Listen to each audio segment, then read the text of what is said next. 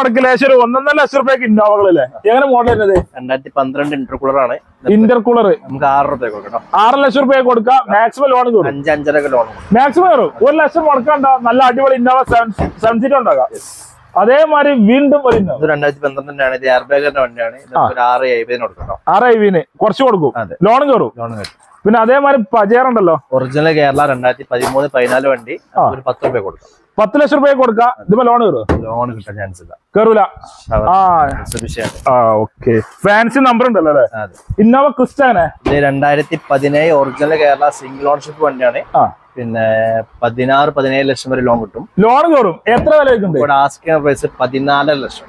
14 ലക്ഷം ചോദിച്ചാണ്ട് 17 ലക്ഷം വരെ നിങ്ങൾക്ക് ലോൺ കയറും. ബാക്കിയൊക്കെ ക്യാഷ് ബാക്ക് 14 ലക്ഷം അല്ലേ കയറാ? ലോണല്ല, വില 17 ലക്ഷം വരെ ലോൺ കയറും. ബാക്കിയൊക്കെ ക്യാഷ് ബാക്ക്. നിങ്ങളെ പ്രൊഫൈൽ ഉഷാറാണെങ്കിൽ അതൊരു XV500 എങ്ങനെ